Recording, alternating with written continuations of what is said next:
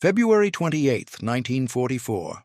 Royal Air Force, Debden, England. 40 miles north of London, the pre-dawn darkness carries the distinctive roar of Packard Merlin engines warming up on the flight line.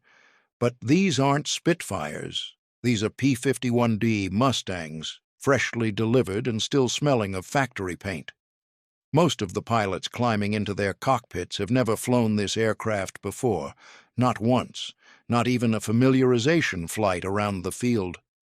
Standing beside the lead aircraft is a 26-year-old lieutenant colonel with ice in his veins and fire in his eyes. His name is Donald James Matthew Blakeslee, and he's just made a promise to his commanding general that should terrify every man on this flight line. He promised that his pilots would have these brand-new fighters operational within 24 hours of receiving them. He promised they'd be combat-ready by morning. And when General William Kepner asked how pilots could possibly learn to fly a new aircraft type, that quickly, Blakeslee's answer was simple and absolutely insane. Learn how to fly them on the way to the target. 4 days from now, these same pilots will escort B-17 Flying Fortresses over Berlin. It will be the first time single-engine fighters have made the 1,100-mile round trip to the German capital. The mission will change the air war over Europe forever. It will mark the beginning of the end for the Luftwaffe, and it will prove that one man's unshakable belief in an aircraft could transform strategic bombing from a death sentence into a war-winning weapon. This is not the story of how technology defeated Germany. This is the story of how a former Royal Canadian Air Force pilot who joined the fight before America entered the war turned a good fighter plane into the Luftwaffe's worst nightmare. This is the story of how aggressive leadership, tactical brilliance, and absolute faith in his aircraft and men allowed Don Blakeslee to do what no one thought possible: take the air war to Germany's doorstep and never look back. The North American P-51 Mustang was never supposed to be a high-altitude escort fighter. When the prototype first flew on October 26, 1940, it was designed to meet a British requirement for a fast, low-level fighter bomber. Powered by an Allison V-1710 engine producing around 1,000 horsepower, the early Mustang was exceptional below 15,000 feet. It could reach 386 miles per hour at that altitude, faster than almost anything flying at the time. The British loved it for ground attack and tactical reconnaissance missions. But above 20,000 feet, where the big bombers fought their battles, the Allison-powered Mustang was a disappointment. The engine's single-stage supercharger simply couldn't compress enough air at high altitude to maintain power. At 25,000 feet, where Luftwaffe fighters prowled the bomber streams, the early Mustang was outmatched, outrun, and outclimbed by the Messerschmitt Bf 109 and Focke-Wulf 190. The Royal Air Force had an idea. What if they replaced that sea-level optimized Allison engine with something designed for high altitude? What if they installed a Rolls-Royce Merlin 61, the same two-stage, two-speed supercharged engine that powered the legendary Spitfire? In October 1942, Rolls-Royce engineers in England completed the first conversion, designated the Mustang X. The results were extraordinary. The aircraft could suddenly reach over 440 miles per hour at 28,000 feet. Its service ceiling jumped to 42,000 feet. It climbed like a rocket. It handled beautifully at altitude, and most importantly, it maintained the Mustang's exceptional range. Across the Atlantic, North American aviation was watching. They began their own conversion program using Packard-built versions of the Merlin engine.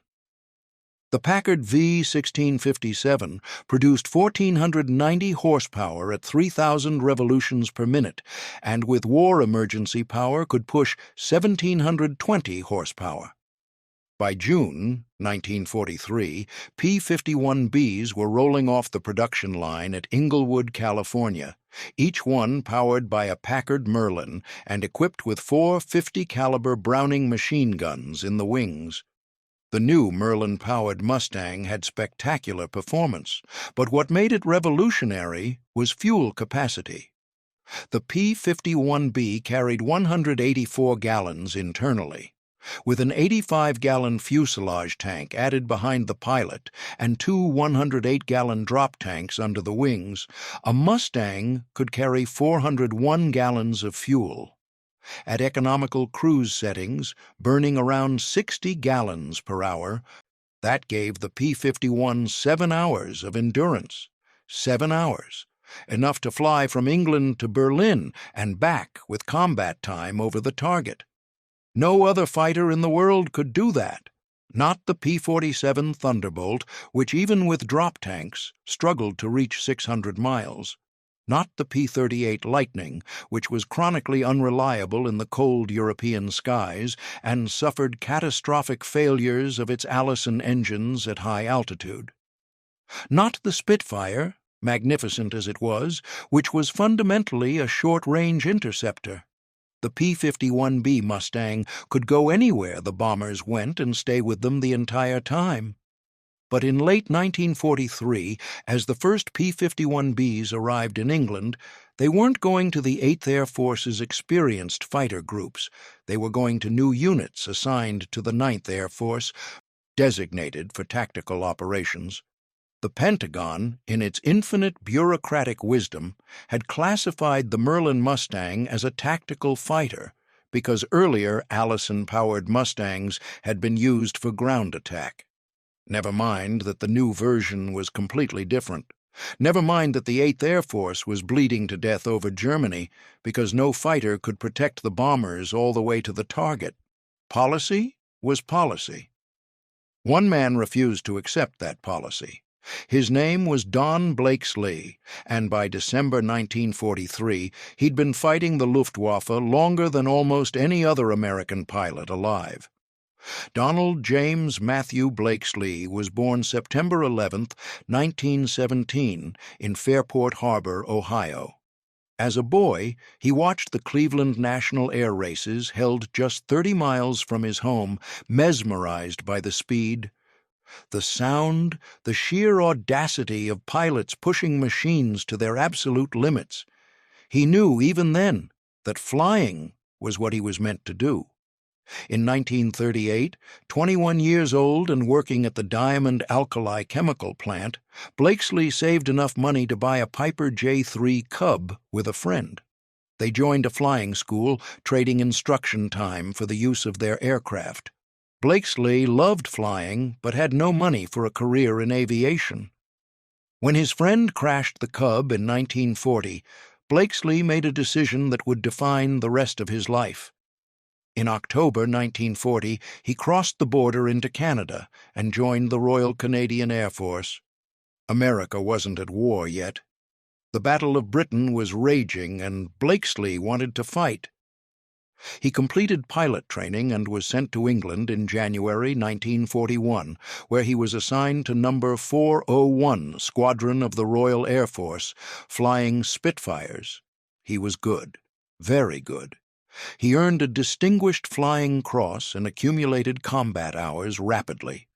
In June 1942, he transferred to No. 133 Squadron, one of 3 RAF Eagle squadrons composed of American volunteer pilots.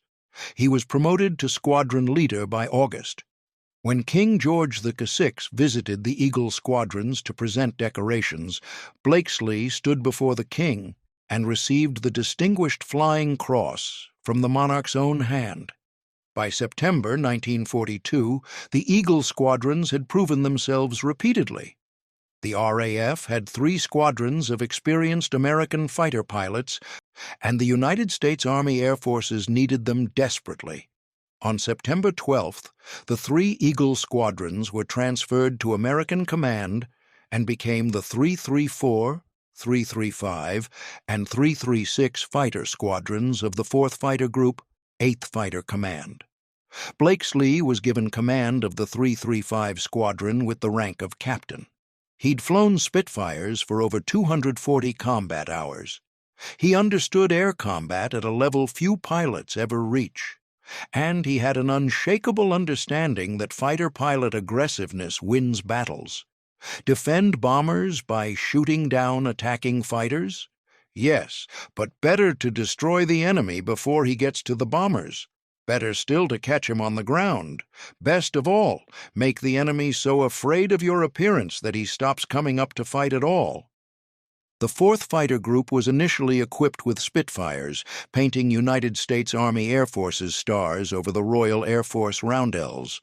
Later, they transitioned to P-47 Thunderbolts. Blakeslee hated the P-47. It was a magnificent aircraft in many ways, robust and powerful, with 850 caliber guns and the ability to absorb tremendous battle damage. But it was heavy. It lacked range, and to Blakeslee it felt like flying a bathtub compared to the nimble Spitfire. By January 1944, Blakeslee had been promoted to lieutenant colonel and given command of the entire 4th Fighter Group. He was 26 years old. His message to his pilots was simple and direct. "We are here to destroy the Luftwaffe and shoot the Germans out of the sky, and that's what we're going to do. But first, he needed better aircraft." He needed P-51 Mustangs. In December 1943, Blakeslee was temporarily assigned to the 354 Fighter Group, the first unit to receive Merlin-powered Mustangs, to help introduce the aircraft to combat operations. He flew the P-51B for the first time and instantly fell in love. Everything he wanted was right there: the speed of the Spitfire, the range he'd never had, visibility good enough for formation, flying, and combat maneuvering. Handling that was crisp and responsive at all altitudes, and most importantly, performance at high altitude that matched or exceeded anything the Luftwaffe could put in the air. Blakeslee returned to the 4th Fighter Group at the end of December with a singular obsession: get his pilots into Mustangs as soon as possible. He pushed General Kepner relentlessly. The 4th was one of the most experienced fighter groups in the theater. They'd been in combat since September 1942. They deserved the best equipment available, but Kepner resisted. The official policy was to equip new fighter groups with Mustangs. Experienced groups would keep their P-47s because transitioning to a new aircraft type took time. Pilots needed ground school, familiarization flights, training missions. Converting an entire group would take weeks, maybe months. The 4th would be non-operational during that time. Blakeslee made a promise: "Give me the aircraft and my pilots will be operational in 24 hours. Kepner thought he was crazy. Blakeslee told him, "We'll learn how to fly them on the way to the target." Kepner, knowing Blakeslee's reputation and recognizing the potential advantage, finally agreed. The 4th Fighter Group received their P-51B Mustangs on February 28, 1944. Blakeslee kept his word. On the morning of February 29th, the 4th flew their first combat mission in Mustangs. Some pilots took off with less than 1 hour of flight time in the new aircraft. They learned engine management, gun harmonization, fuel transfer procedures, and formation flying while heading into combat airspace. 4 days later, March 4th, the 4th Fighter Group escorted B-17s and B-24s to Berlin. It was the first time single-engine fighters had made the 1,100-mile round trip. The Luftwaffe appeared in force.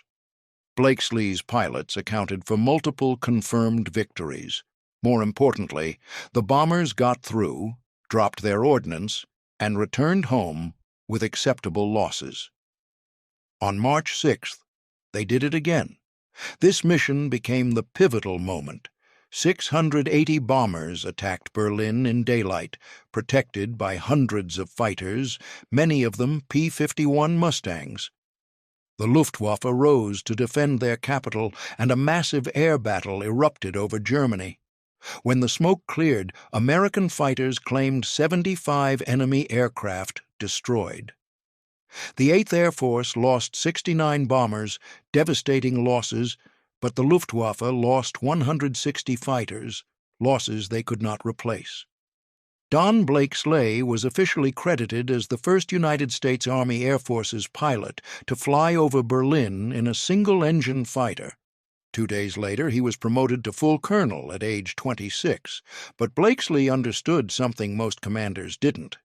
Taking P-51s to Berlin was a tactical victory. Destroying the Luftwaffe was a strategic necessity, and the way to destroy the Luftwaffe wasn't to wait for them to attack the bombers. It was to hunt them down wherever they were. In early 1944, Major General James Doolittle took command of the 8th Air Force. He made a critical decision. The primary mission of fighter escorts was no longer to stay with the bombers at all costs.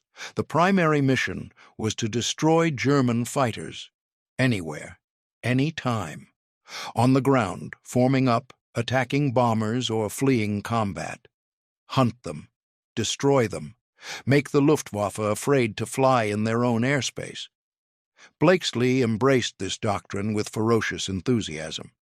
He developed a tactical innovation that amazed everyone who saw it. During major bomber missions, Blakeslee would position his Mustang above the swirling air battles, circling at altitude while monitoring multiple radio frequencies. He'd watch the entire tactical situation unfold beneath him, tracking friendly formations, spotting enemy attacks developing, identifying opportunities. Then he'd broadcast directions to his squadrons, vectoring them toward targets, coordinating attacks, orchestrating the three-dimensional chess game of aerial combat from his vantage point above the battle. Pilots marveled at how he kept everything straight. Dozens of aircraft, multiple fights happening simultaneously, friendly and enemy formations merging and separating, all at speeds exceeding 300 miles per hour. Yet Blakeslee maintained situational awareness of the entire battlefield, directing his forces with precision that seemed superhuman. His personal approach to combat leadership was equally remarkable. He told his pilots, "I'm going to fly the tail off each one of you. Those who keep up with me, good. Those who don't, I don't want them." He led from the front, flew more missions than anyone, took the same risks he asked his pilots to take, and never asked for anything he wasn't willing to do himself. The results were extraordinary.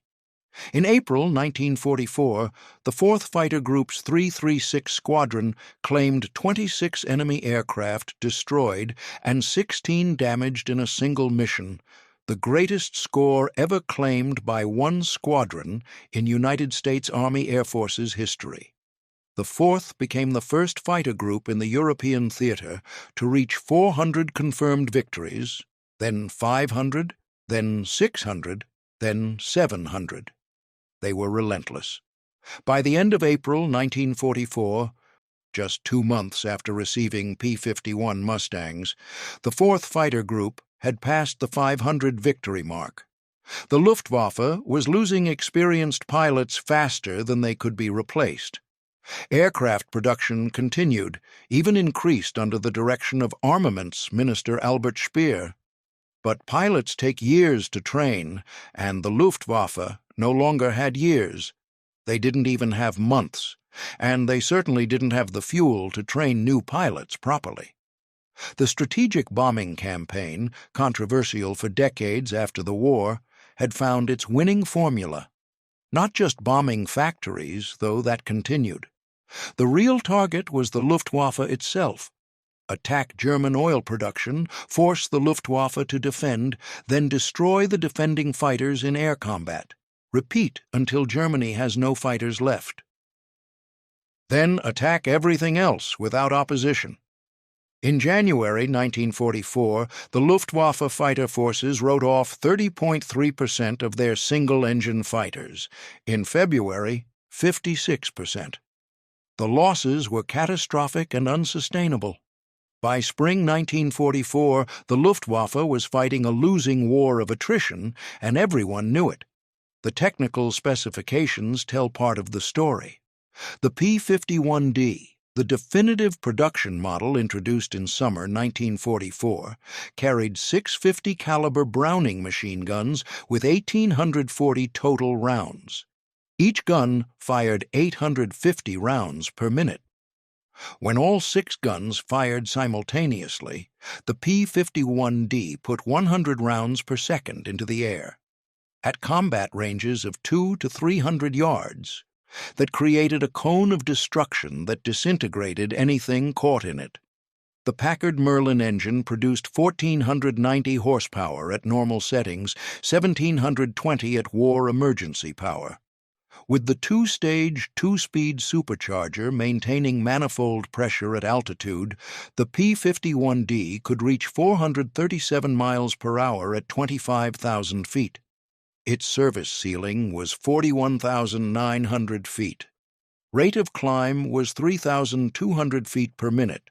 With drop tanks, operational range exceeded 1,650 nautical miles. Compare that to the Luftwaffe's primary fighters. The Messerschmitt Bf 109G could reach 398 miles per hour at 22,000 feet, but its endurance was less than 2 hours. The Focke-Wulf 190A could match the Mustang's speed at lower altitudes, but suffered at heights above 25,000 feet. Both German fighters were formidable, but they were designed for short-range interception over German territory, not extended combat against escorts that could stay in the fight for hours. The other critical factor was fuel quality. American aviation gasoline was 130 octane, later 130 over 150 octane, depending on the mixture ratio. This allowed higher manifold pressures and more aggressive engine settings without detonation. German aviation fuel quality degraded throughout the war as synthetic oil plants were bombed repeatedly. By late 1944, German fighters were operating on lower-octane fuel that limited their performance envelope. But specifications only explain capability. They don't explain why the 4th Fighter Group, under Blakeslee's command, became the highest-scoring American fighter group in Europe. They don't explain why German pilots began avoiding combat with P-51s whenever possible. They don't explain why, when Reichsmarschall Hermann Göring, commander of the Luftwaffe, saw Mustangs over Berlin, he reportedly said, "I knew the jig was up." The answer was leadership. Aggressive, relentless, innovative leadership that understood one fundamental truth. In aerial combat, the side that attacks first, attacks decisively, and never stops attacking wins. On June 21, 1944, Don Blakeslee led 65 P-51 Mustangs on the first shuttle mission from England to Russia, escorting bombers across Poland and landing at Pyryatyn airfield in Soviet territory. The mission covered over 1,470 miles and lasted more than 7 hours. It required navigation across unfamiliar territory using 19 charts crammed into Blakeslee's cockpit. They encountered adverse weather and enemy fighter opposition. Not a single bomber was lost while under Blakeslee's escort. The shuttle missions demonstrated the Mustang's extraordinary range and the 8th Air Force's ability to attack Germany from multiple directions. German defenders could no longer predict where attacks would come from or where fighters would return to base. The psychological impact was devastating. Throughout summer 1944, the 4th Fighter Group continued their rampage across German skies. They strafed airfields, destroying parked aircraft. They attacked transportation infrastructure. They provided close air support for ground forces after D-Day. They hunted down any Luftwaffe aircraft they could find, and they did it with a ferocity that made them legends. By September 1944, senior American commanders recognized that keeping pilots like Blakeslee in combat indefinitely was unsustainable. High-scoring aces were dying. Experienced leaders were being lost. Blakeslee was ordered to stand down from combat flying. He'd accumulated more combat missions and more combat hours than any other American fighter pilot of World War II, over 500 operational sorties, over 1,000 combat hours. He'd been wounded 9 times, earning 9 Purple Hearts. And he was still alive, still fighting, still wanting more. On November 19th, 1944, Don Blakeslee left the 4th Fighter Group. His official victory tally was 15.5 aerial victories and 2 ground victories. Many historians believe the actual number was significantly higher, as Blakeslee routinely gave credit for victories to junior pilots to boost their confidence and morale. He never painted victory markings on his aircraft. He never named his planes. He never sought publicity. He was there to destroy the Luftwaffe, nothing more. The numbers tell the strategic story. From January through May 1944, the Luftwaffe lost thousands of fighters and hundreds of irreplaceable, experienced pilots. By June 6, 1944, D-Day, Allied air superiority over Western Europe was absolute. The Luftwaffe managed only a handful of sorties against the invasion beaches. The greatest amphibious operation in military history, with thousands of ships and hundreds of thousands of troops exposed on open beaches, proceeded virtually unopposed from the air because the Luftwaffe had been defeated months earlier in the skies over Germany. The average monthly loss rate for 8th Air Force heavy bombers fell from 5.1% in 1943 to 1.9% in 1944. Bomber crews who had faced 77% casualty rates in 1942 and 1943 suddenly had a 74% probability of surviving a 30-mission combat tour. The difference was fighter escort that could stay with them all the way to the target and back. By the end of the war, the 4th Fighter Group under Blakeslee's leadership had destroyed over 1,000 enemy aircraft, both in the air and on the ground. They were the highest-scoring American fighter group in the European theater. 14 of the 8th Air Force's 15 fighter groups converted to P-51 Mustangs.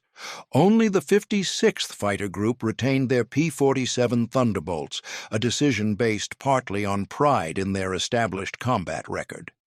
Over 15,500 P-51 Mustangs were produced during World War II. They served in every theater, with distinction, in dozens of air forces around the world. But it was in the skies over Germany, escorting heavy bombers to targets the Luftwaffe couldn't ignore, that the Mustang defined its legacy. Don Blakeslee retired from the United States Air Force in 1965 with the rank of colonel. He'd served in Korea, commanding the 27th Fighter Escort Wing flying F-84 Thunderjets. He'd continued his commitment to combat aviation throughout the jet age, but he shunned publicity, avoided biographers, and refused to discuss his wartime accomplishments. His daughter later explained that he simply didn't want attention for doing what he considered his duty. He died September 3, 2008, 8 days before his 91st birthday. On September 18th, his ashes were interred at Arlington National Cemetery with full military honors. The 4th Fighter Wing conducted a flyover. The irony is profound and multi-layered. An aircraft designed as a low-level tactical fighter became the premier high-altitude escort fighter of the war. A pilot who joined a foreign air force before his own country entered the war became one of the most decorated American pilots in history. A fighter group composed of former Royal Air Force volunteers became the highest-scoring American fighter unit in Europe, and a man who sought no glory, who gave credit to others, who simply wanted to destroy the enemy as efficiently as possible, became the symbol of aggressive fighter leadership that defined an era. The P-51 Mustang didn't defeat the Luftwaffe alone. Strategic bombing, superior logistics, overwhelming industrial production, tactical innovation, and the courage of thousands of airmen all contributed. But the Mustang made it possible to take the fight directly to Germany's doorstep and keep it there until German air defenses collapsed. And Don Blakeslee showed everyone how to use that capability to maximum effect. The morning of February 28, 1944, when Blakeslee told his pilots they'd learn to fly the Mustang on the way to the target, he wasn't being reckless. He was being calculated. He understood his pilots were experienced combat veterans. He understood the Mustang's handling characteristics were benign and forgiving. He understood that the Luftwaffe wasn't going to wait for the 4th Fighter Group to complete a leisurely training program. And he understood that every day of delay meant more bombers lost, more air crews who never came home, more missions that failed because fighters couldn't reach the target area. So he took the risk. He bet his pilots' lives, his own reputation, and his group's combat effectiveness on his belief that experienced fighter pilots could transition to a new aircraft type quickly under pressure. He was right. Not because the P-51 was easy to fly, though it was easier than most, but because his pilots trusted him completely. When Don Blakeslee said they could do something, they believed him. When he led from the front, they followed.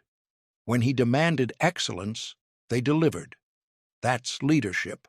Not speeches, not slogans painted on squadron walls, not bureaucratic policies about proper transition procedures.